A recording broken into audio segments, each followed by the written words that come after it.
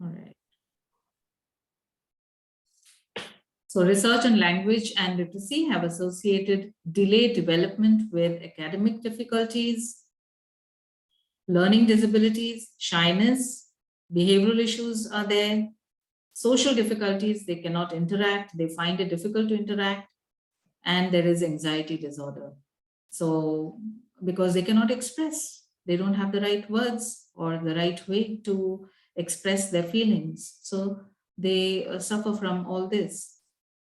And the good news is that it can be solved, it can be corrected in initial years, and parent and educators can work together. They may share the concern, parents connect with the primary care physician of the child and work for the language development. So here, how to encourage and support language development in children. What are the ways?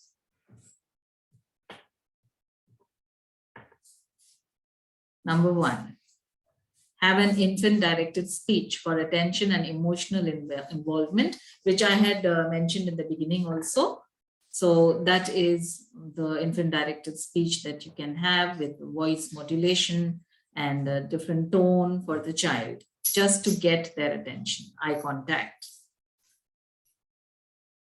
Sing to your child and play music often. So singing to your child should be a norm. Whether you're doing anything, if suppose you're making something for your child, maybe halwa, so you can just say, I am making, what am I making, what am I making, I'm making halwa, I'm making halwa, and child will join you in the song or just enjoy the language. In your own language you can sing, मैं क्या कर रही हूँ, मैं क्या कर रही हूँ, हलवा बना रही हूँ, हलवा बना रही हूँ, किसके लिए बना रही हूँ. And the name has to be mentioned because children love their names. So the name has to be there in the song.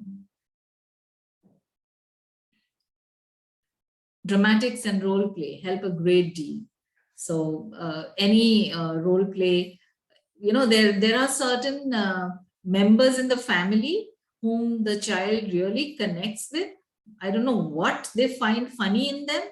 You become that person for your child and try to have a role play with the child and see how the language develops in this case. The next one is picture walk, picture talk, narrate, and read. Now here I have some pictures over here. Suppose I do this with my children. Can you see? Is it visible? Just a minute. Yeah. Can you see this picture? So it's only picture.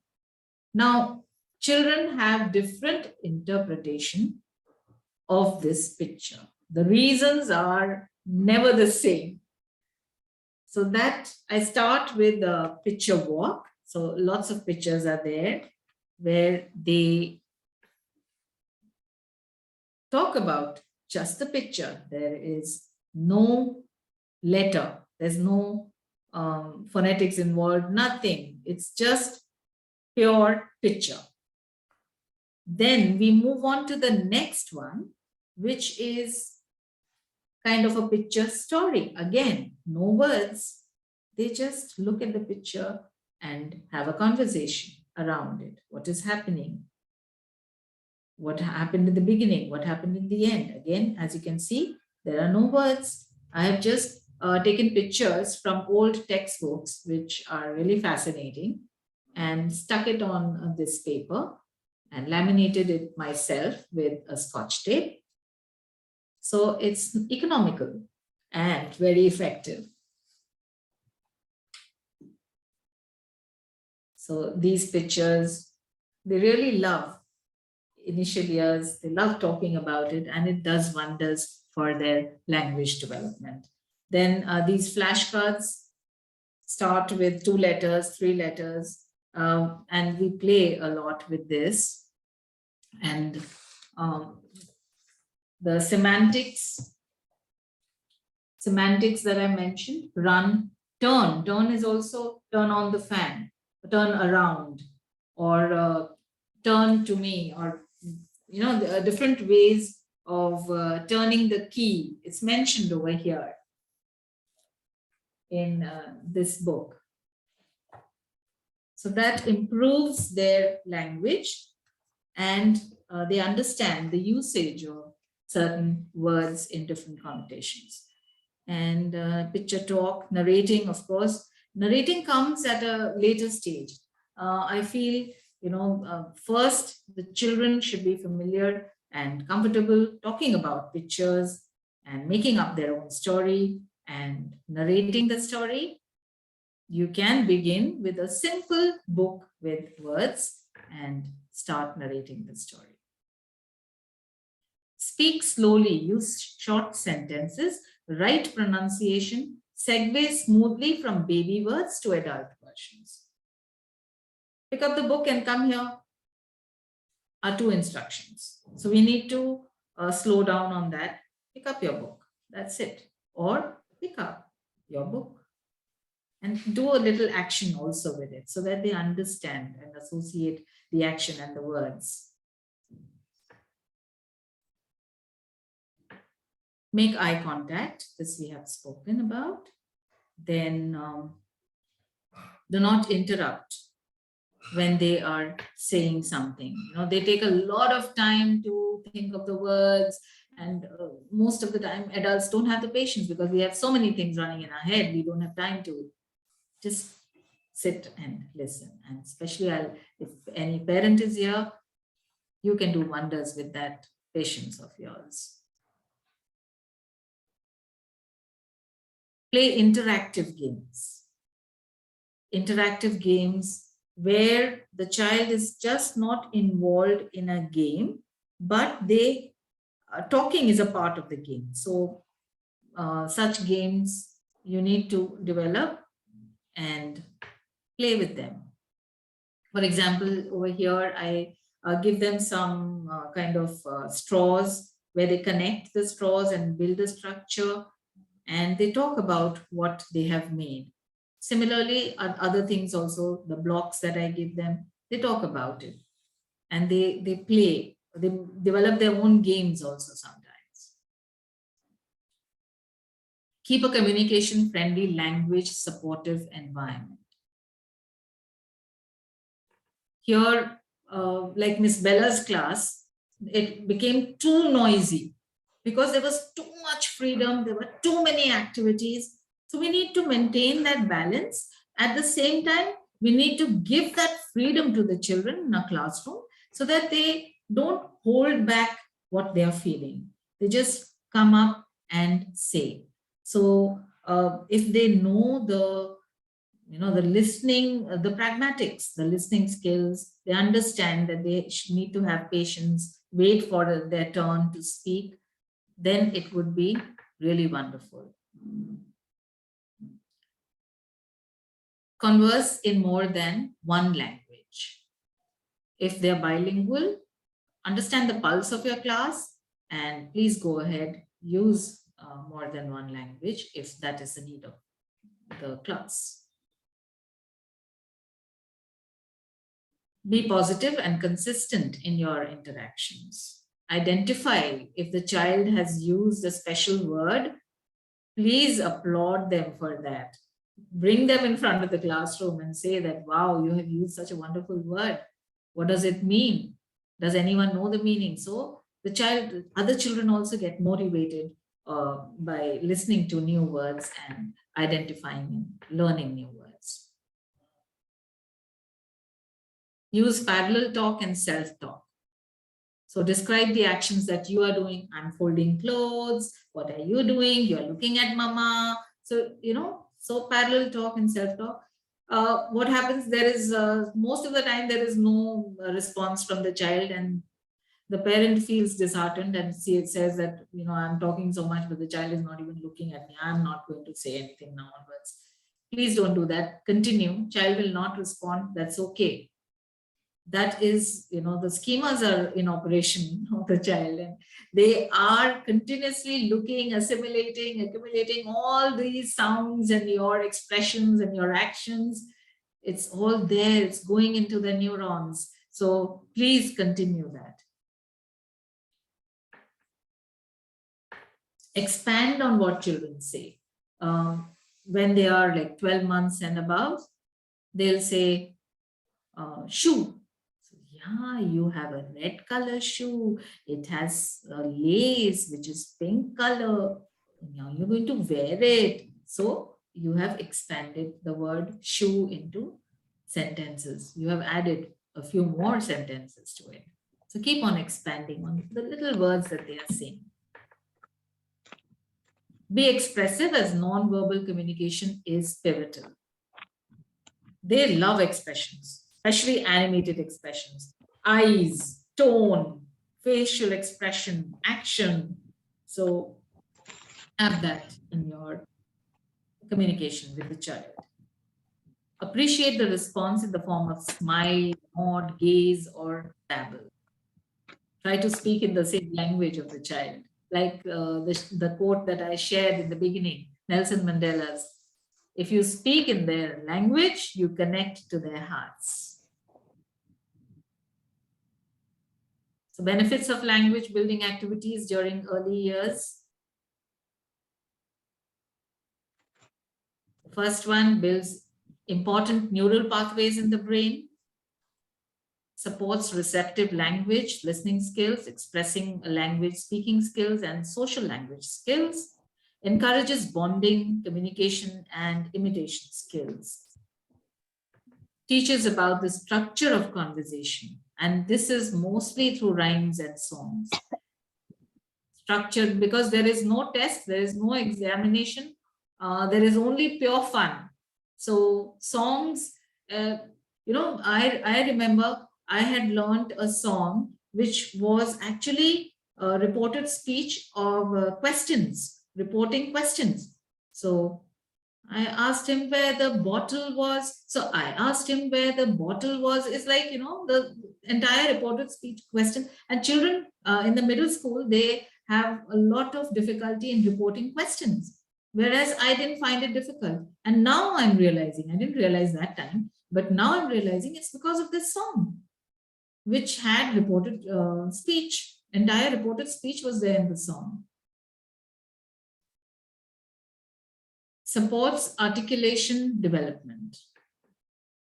How you pronounce the speech sounds, provides a language model, encourages communication that goes without doubt, promotes overall well-being and fun learning. So these are the benefits and some age-appropriate activities that you can conduct in your classrooms.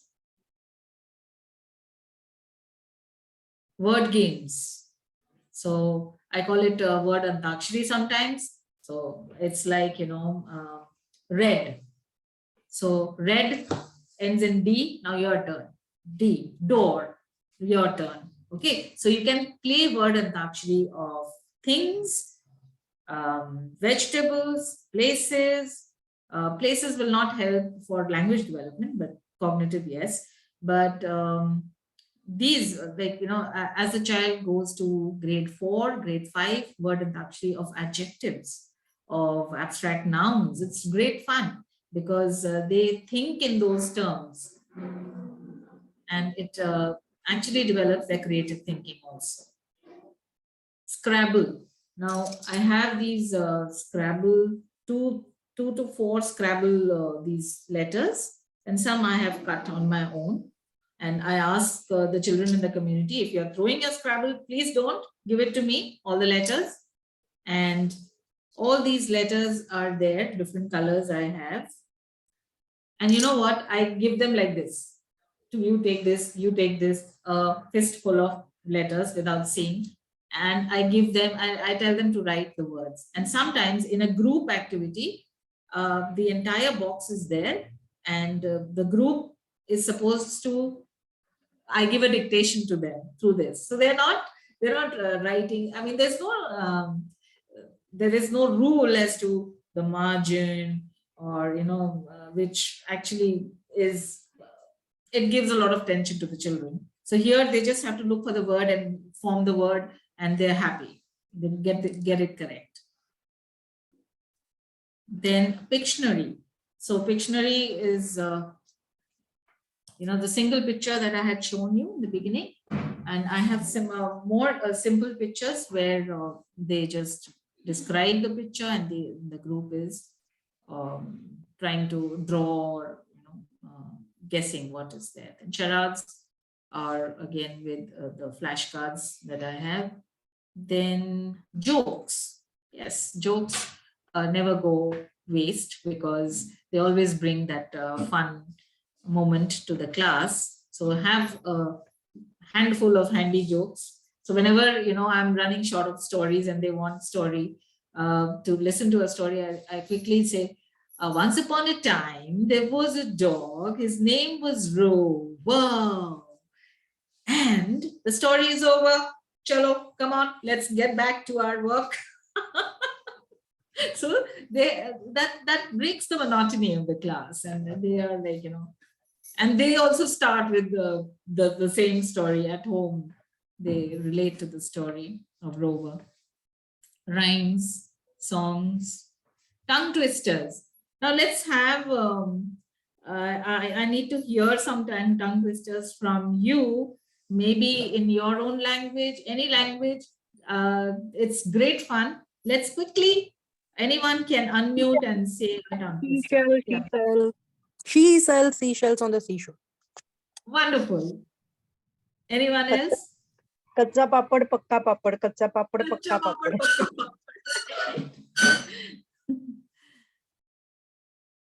I'm waiting for more. There's so many. Hindi, kacha papad. Then Chandu ke chacha ne. Chandu के चाचा ने चंदू की चाची को चांदी के चम्मच में चटनी चटाई. Absolutely brilliant. There's one more. Betty bought some. Betty bought some butter, but the butter was bitter, so Betty bought more butter to make the bitter butter better. Excellent. Thank you so much. Thank you for participating. Yeah, so tongue twisters are great fun for children. Start with the simple ones, and you can go on to the next level. Riddles, storytelling, of course, it has excellent benefits. Telephone games.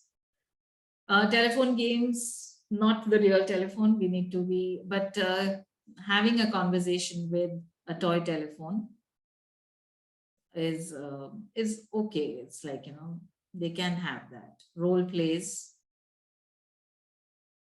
from the storybooks, role plays from the environment around them. So here we are. Maria Montessori says, language is the most powerful instrument of human progress. And if you want to change results, change the questions. What kind of questions are we asking our children? What are the children asking each other? Are they open-ended? Do the questions prompt them to think? And that will be the language development that will happen for our children. So thank you so much for being such incredible participants. I really enjoyed presenting this. And if you have any questions, comments, please go ahead. Thank you so much. Mathew, thank you. Thank you, All India Educators Forum. Thank you to the teachers. Thank you so much. Thank you for serving this workshop for us. I noticed that this was being recorded. Will it be made available on any public platform? Yes, it will be uploaded in All India Educators Forum platform. So it will be there. Wonderful. Just make her more distracted towards what is not important for her to know. Like, there are certain things which she's trying to ignore in front of me, but at the other point she'll be like, okay, I knew this thing, you know, I knew what was happening, and she's very active otherwise, but some things Mhm. I feel which it should not be like, you know, concerned for her, which she takes it very seriously. So how to like Ma'am, see, talk to we her? are in a, yeah. So what's your question, ma'am? So ma'am, my question is how to tackle in such a situation with her, like to just to make her feel like, okay, this is not to be of your concern, because because I think as a girl she is more you know, deep into her deep thoughts. So Mhm. how I think should I an make open, her? ma'am, it's an open communication that you need to have about the situation, what the child is feeling, even if it is beyond the level of understanding of the child. The child has heard. You know, we are in a world. Everything is open. The media is open. There is the internet is there. The news is there. The peer group is there. So child will come to know a lot of things from here and there. The idea is not to ever say to the child that, you know, this is not for you, but we need to manipulate the conversation in such a way that we extract everything from the child. What is inside the child? What is going on inside the child's mind? And then maneuver the conversation into a direction of saying that this is the real thing, and it's okay that you have come to know. I really appreciate that you shared with me, because the moment you say that, you know, this is not for you, or where did you come to, if you react, please do not react, because what we need is we want the child to share their views. Yes, yes. So I it's don't always, I don't put her moral down ki, Are, why are you listening to our talk?